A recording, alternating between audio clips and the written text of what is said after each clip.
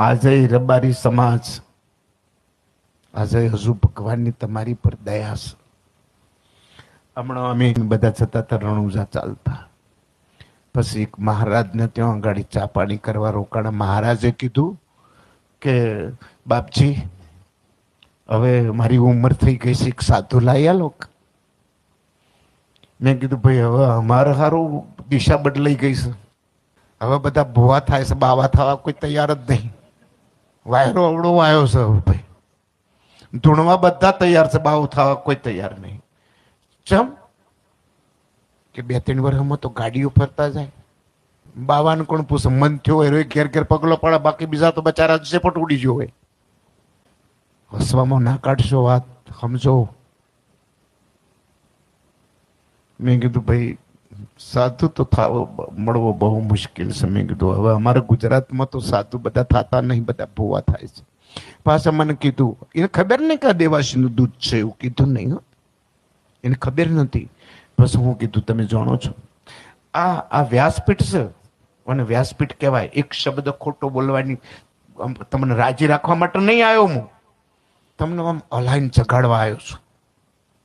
વખાણ કરું છું એટલે તમે ફૂલાવો નહીં, પણ ક્યાં હતા ને આજ ક્યાં છીએ એ જુઓ.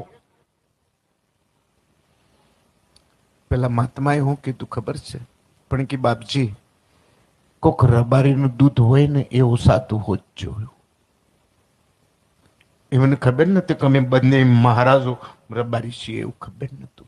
અને પછી સાધુ બને પછી એ રબારી ના રહો, પાછું ધ્યાન રાખજો.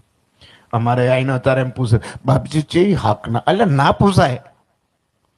સાધુ થઈ ગયો, સાધુ પેલા જાત ગઈ એની. રબારીનો દીકરો, ચારિત્ર કેટલું ઊંચું, મારી વાત સાંભળો બરાબર બાપ, કેટલું ચારિત્ર ઊંચું તમે જાણો છો? રાજમહેલમાં જાય ને તો રોણીવાસમાં આરપાર હેડ્યો જાય, આટલો વિશ્વાસ હતો કે રબારીનો દીકરો છે. હજુ એ ઓફિસની અંદર રબારીનો દીકરો હોય ને, તમે જોજો, હું કહું છું એટલે ના માનશો. પટાવાળામાં હોય ને તો એનો પ્રભાવ હોય, સાહેબો તરફ એનું આકર્ષણ હોય, સાહેબોનું એનું આકર્ષણ હોય. કેમ? ભગવાન તરફથી કોઠાહૂજ તમને મળી છે. હવે કોઠાહૂજ ને શીખર ચોખ્ખો એ જ ખબર નહીં, એક કોઠાસુ જ ભગવાને તમને આપી હતી. હવે કોઠાહૂજ નહીં રહી, હવે દોડાયા પણ આવ્યું છે.